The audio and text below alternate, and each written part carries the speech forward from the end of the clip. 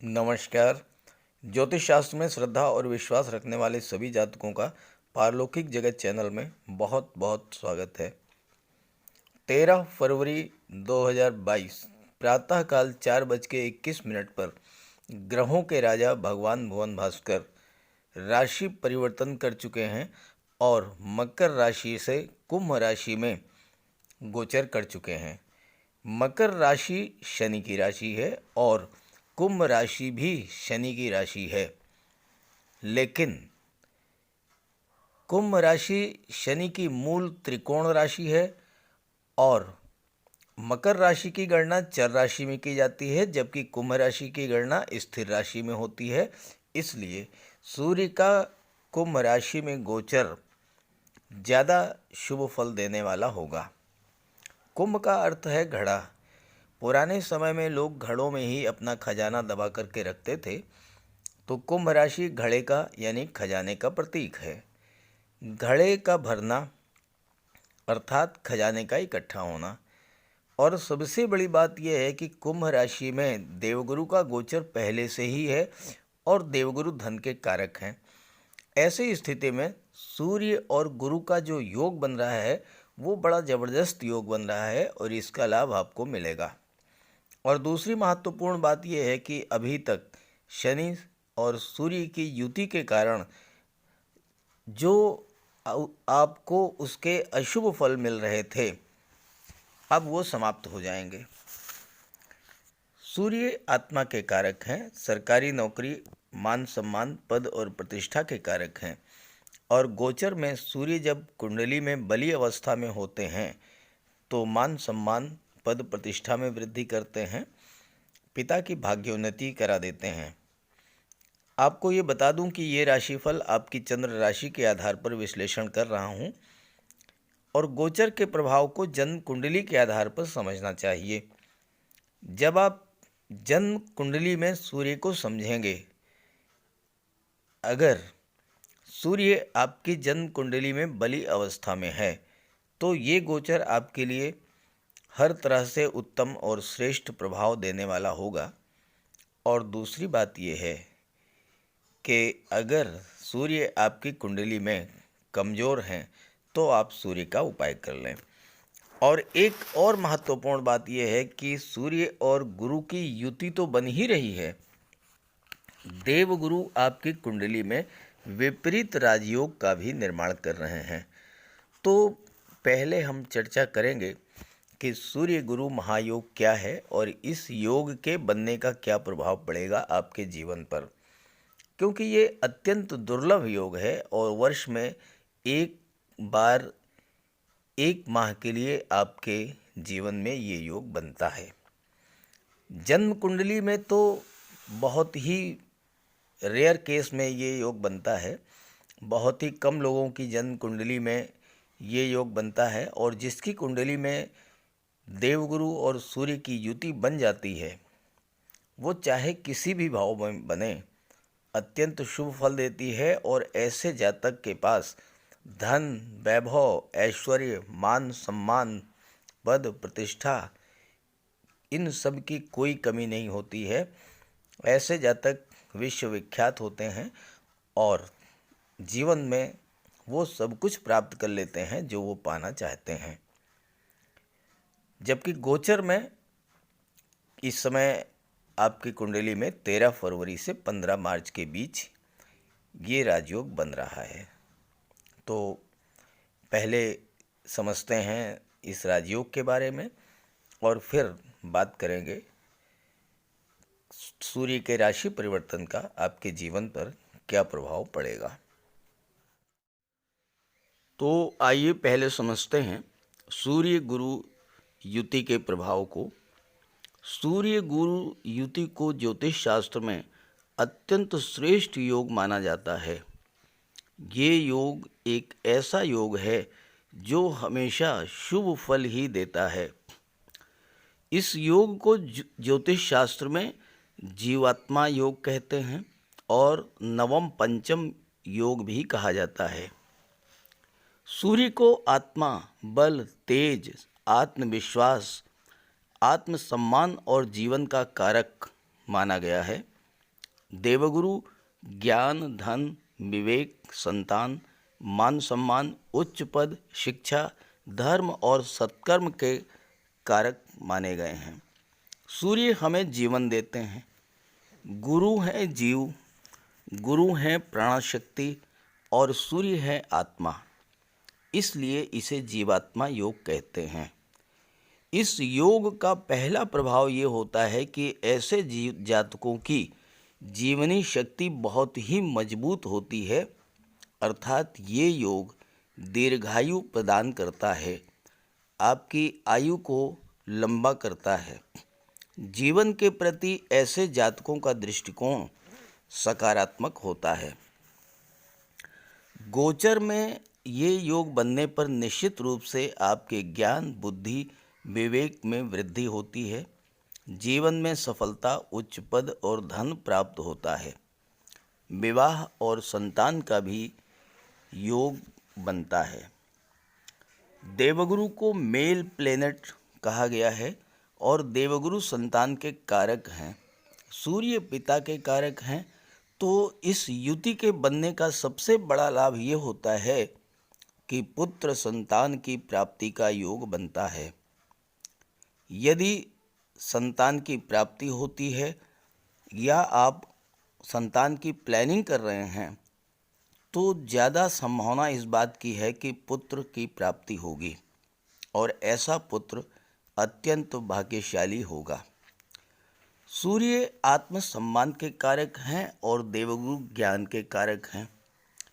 तो सूर्य गुरु युति के बनने पर आपके ज्ञान, बुद्धि और विवेक में वृद्धि तो होती ही है, आपका कॉन्फिडेंस लेवल भी बहुत हाई रहता है। ऐसे जातक खुद पर तो विश्वास रखते ही हैं, इनके अंदर सकारात्मक ऊर्जा का सतत प्रवाह होता रहता है और ऐसे जातक जहाँ भी पहुँचते हैं उस स्थान को सकारात्मक ऊर्जा से भर देते हैं। क्योंकि सूर्य पिता के कारक हैं, तो जिस जातक के जन्म कुंडली में ये योग होता है उसके जन्म लेते ही उसके पिता की भी भाग्योन्नति हो जाती है। पिता का सोशल स्टेटस बढ़ जाता है, साथ ही ऐसे जातक खुद भी बहुत अधिक मान सम्मान और धन अर्जित करते हैं। ऐसे जातकों का राज्य स्तर पर भी सम्मान होता है, क्योंकि सूर्य शासन, प्रशासन, राजनीति और राज्य के कारक हैं। ऐसे जातकों का बौद्धिक स्तर भी बहुत उच्च स्तर का होता है, क्योंकि बुध का गोचर भी या तो सूर्य के साथ ही होता है या फिर सूर्य के आसपास से ही होता है। इस युति को नवम पंचम योग भी कहते हैं, क्योंकि सूर्य पंचम भाव के स्वामी हैं, सिंह राशि के स्वामी हैं और देवगुरु नवम भाव धनु राशि भाग्य भाव के स्वामी हैं। पंचम भाव संतान और शिक्षा का भाव होता है, नवम भाव भाग्य स्थान और उच्च शिक्षा का भाव होता है।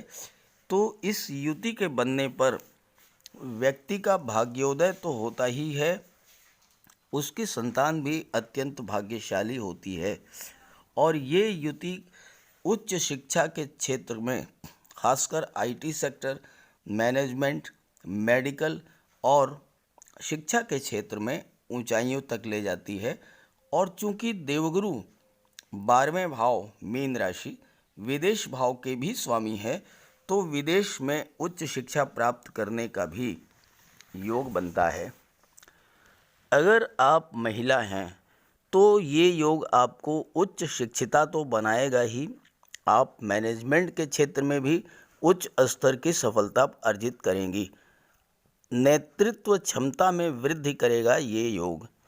और अगर गवर्नमेंट सेक्टर या प्राइवेट सेक्टर में जॉब है आपका, तो आपका जॉब ऐसा होगा जिससे कि आप एक बड़े ऑफिस स्टाफ को कंट्रोल करने और उनसे कार्य कराने की क्षमता रखेंगी। कहने का अर्थ ये है कि आप जॉब या कैरियर के क्षेत्र में उच्च अधिकारी के पद पर सुशोभित होंगी।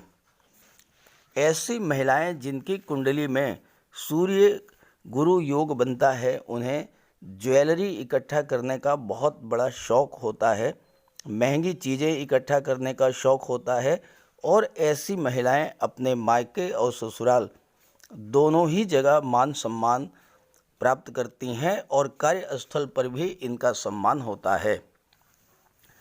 अब आप ये समझें कि किन स्थितियों में ये योग सर्वश्रेष्ठ फल देता है। तो सूर्य एकादश भाव में अति विशिष्ट कारक होते हैं, दशम भाव में दिग्बली होते हैं, गुरु पंचम और नवम भाव में अति विशिष्ट कारक होते हैं और लग्न में दिग्बली होते हैं। इसके अलावा देवगुरु द्वितीय, पंचम, नवम, दशम और एकादश भाव के कारक भी होते हैं। तो इन सभी भावों में सूर्य और गुरु की युति बहुत बेहतर रिजल्ट देती है। हालांकि तीसरे, छठे, आठवें और 12वें भाव में इसके प्रभाव में थोड़ी कमी आती है। अब ये योग सिर्फ एक स्थिति ऐसी है जिसमें अच्छा प्रभाव नहीं देता है और वो ये है कि अगर राहु का प्रभाव इस युति पर पड़े तो ये युति अच्छा रिजल्ट नहीं देती है। जैसे कि सूर्य गुरु युति बने और उसमें राहु का भी गोचर हो, तो ऐसी स्थिति में राहु का उपाय कर लें।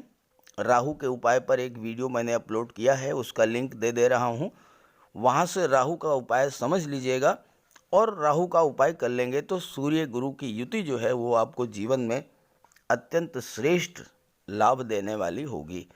अब आइए बात करते हैं राशियों के बारे में। तो ये है कन्या राशि के जातकों की कुंडली। सूर्य का गोचर आपकी कुंडली के अष्टम भाव में हो रहा है देवगुरु के साथ। अष्टम भाव सबसे खराब भाव माना जाता है और यहाँ से आयु, मृत्यु, आकस्मिक दुर्घटनाओं का, सांघातिक बीमारियों का विचार किया जाता है। हालांकि अष्टम भाव से ज्योतिष, अध्यात्म, पराविज्ञान, रिसर्च इन सब का भी विचार किया जाता है, लेकिन कुल मिलाकर के अष्टम भाव को शुभ नहीं माना जाता। हालांकि सूर्य अष्टम भाव में अप्रभावित रहते हैं, सूर्य को अष्टम भाव का दोष नहीं लगता है और सूर्य गुरु की युति बन रही है तो अष्टम भाव में आपको शुभ फल ही मिलेगा। लेकिन यहाँ पर जो महत्वपूर्ण बात है वो ये है कि देवगुरु विपरीत राजयोग बना रहे हैं। तो विपरीत राजयोग कैसे बन रहा है? देवगुरु का गोचर अष्टम भाव में है और छठे भाव के देवगुरु स्वामी हैं, तो विपरीत राजयोग बन गया। कुंडली में जब भी छठे, आठवें और 12वें भाव के स्वामी छठे, आठवें भाव में गोचर करते हैं तो विपरीत राजयोग बनता है। तो पहले आप ये समझ लें कि विपरीत राजयोग का प्रभाव क्या होता है, तब आपको इसका महत्व समझ में आएगा। पहले मैं आपको विपरीत राजयोग के बारे में समझाता हूँ कि विपरीत राजयोग बनता कैसे है। अगर कुंडली के छठे, आठवें और 12वें भाव के स्वामी छठे, आठवें या 12वें भाव में ही गोचर करें, छठा भाव, आठवां भाव और 12वां भाव, इनके स्वामी 6, 8, 12 में किसी भी भाव में गोचर करें या स्वराशि में स्थित हों और ये ग्रह केवल परस्पर ही युत या दृष्ट हों तो विपरीत राजयोग का निर्माण हो जाता है। विपरीत राजयोग अत्यंत श्रेष्ठ होता है और जिस जातक की कुंडली में ये राजयोग बन जाता है उसे जीवन में यश, महान सफलता, कीर्ति, अखंड लक्ष्मी की प्राप्ति, ये सब कुछ मिलता है और ऐसा जातक अत्यंत धनवान होता है, यशस्वी होता है और अकूत संपत्ति का स्वामी होता है और राजा के समान सुखों का भोग करता है।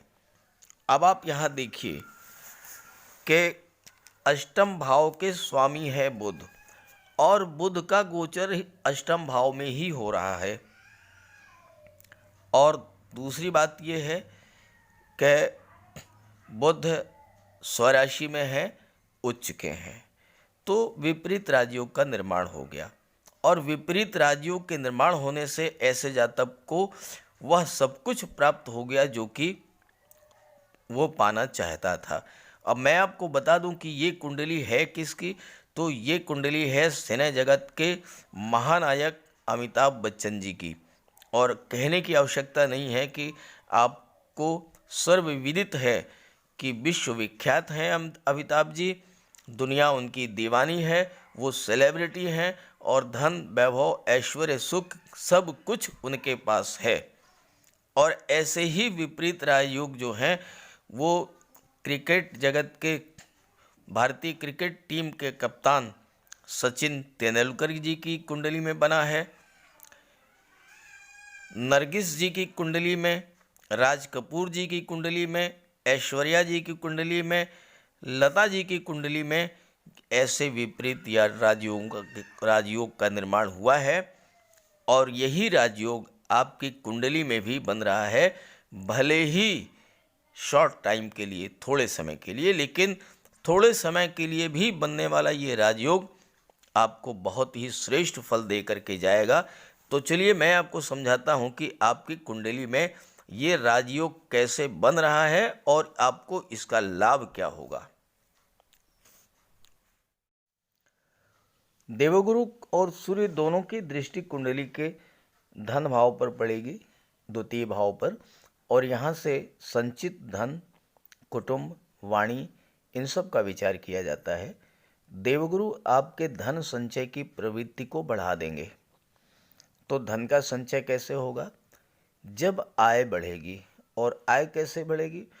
एकादश भाव जो कि लाभ का भाव है, उसके स्वामी हैं शुक्र, और शुक्र धन, वैभव, ऐश्वर्य और सुखों के कारक हैं।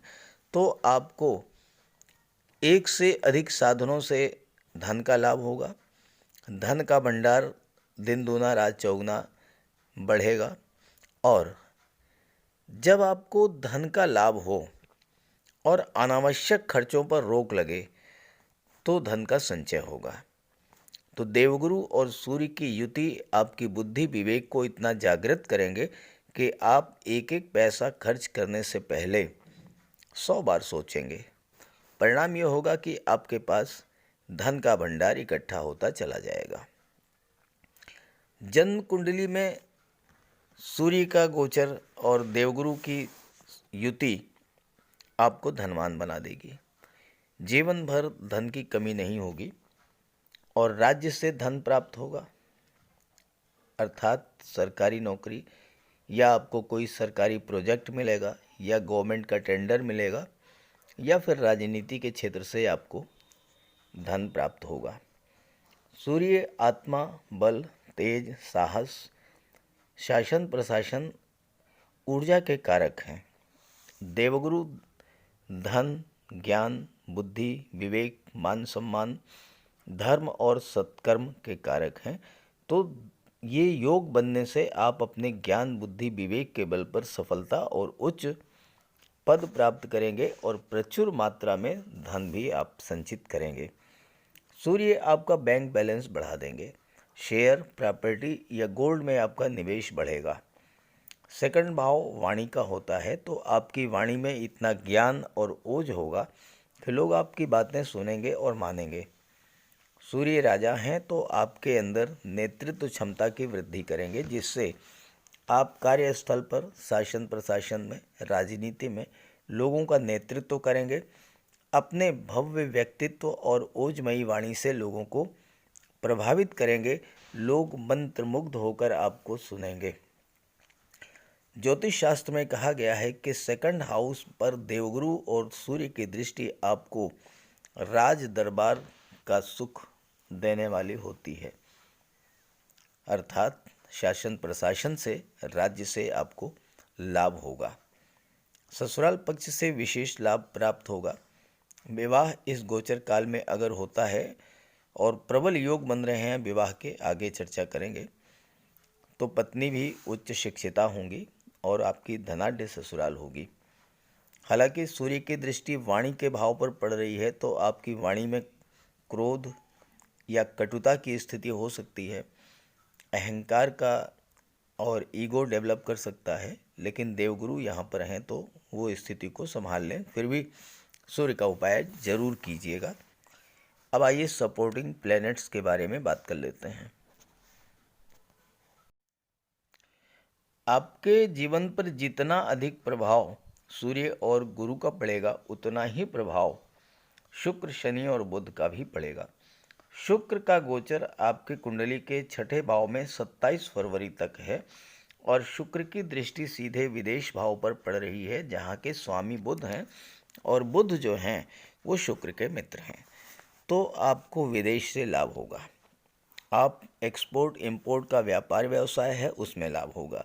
विदेश से आप धन अर्जित करेंगे, बड़ी मात्रा में पैसा, आपको मोटा पैसा मिलेगा विदेश से।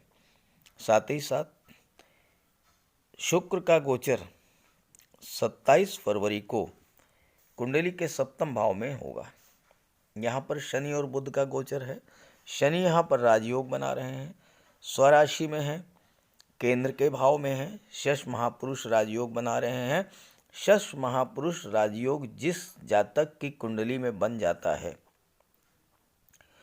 उसे जीवन के हर क्षेत्र में सफलता मिलती है। और शुक्र का भी गोचर यहाँ जब हो जाएगा तो शुक्र चूंकि विवाह के कारक हैं तो 13 फरवरी से 15 मार्च 2022 तक विवाह के प्रबल योग बन रहे हैं। और अगर आपके जीवन में शुक्र की महादशा या अंतर्दशा चल रही है या शुक्र आपकी कुंडली में बलवान स्थिति में है या जन्म कुंडली में शुक्र का गोचर सप्तम भाव में है, तो इस गोचर काल में आपका विवाह 100% तय हो जाएगा। और चूंकि शुक्र की दृष्टि आपके लग्न पर पड़ेगी, शनि की दृष्टि भी लग्न पड़ेगी और बुध की दृष्टि भी लग्न पर पड़ेगी। शनि क्या है? परिश्रम है। बुध क्या है? ज्ञान है, बुद्धि है। और शुक्र क्या है? सौंदर्य है, आकर्षण है। तो आपका व्यक्तित्व अत्यंत आकर्षक होगा, वाणी अत्यंत मधुर होगी, व्यवहार अत्यंत मिलनसार होगा, मस्तिष्क आपका ज्ञान और बुद्धि से परिपूर्ण होगा और शनि आपसे भरपूर मेहनत कराएंगे। तो जब ये तीनों ही चीज़ें एक साथ होंगी तो जीवन का कौन सा ऐसा क्षेत्र है जिस क्षेत्र में आपको सफलता ना मिले? हर क्षेत्र में सफलता मिलेगी। 3 ग्रह और तीनों ही ग्रह सपोर्टिंग नेचर के हैं, एक दूसरे के प्रबल मित्र हैं और ऐसे ग्रहों की दृष्टि लग्न पर पड़ जाए तो फिर सब कुछ प्राप्त कर सकते हैं आप। ज्ञान, बुद्धि, अपने सौंदर्य, अपने व्यवहार और अपने परिश्रम के बल पर। तो इस तरह से कन्या राशि के जातकों के लिए सूर्य का ये राशि परिवर्तन बहुत ही श्रेष्ठ है, लाभ की स्थितियां लेकर के आ रहा है और आप इस समय का लाभ उठाएं, ज़्यादा से ज़्यादा मेहनत करके ज़्यादा से ज़्यादा सफलता अर्जित करें, धन अर्जित करें। और अगर सूर्य आपकी जन्म कुंडली में कमज़ोर स्थिति में है तो सूर्य का उपाय कर लें, सूर्य की आराधना करें, सूर्य को अर्घ्य दें, तांबे के लोटे में जल, अक्षत, लाल पुष्प, रोली, चंदन डाल करके सूर्य को अर्घ्य दें, आदित्य हृदय स्तोत्र का पाठ करें, गायत्री मंत्र का पाठ करें, पिता का सम्मान करें, पिता की सेवा करें। सूर्य की कृपा दृष्टि आप पर बनी रहेगी और आपको सब कुछ प्राप्त होगा। तो सभी ग्रहों की कृपा दृष्टि आप पर बनी रहे, इसी भावना के साथ आप सभी का बहुत बहुत धन्यवाद। नमस्कार।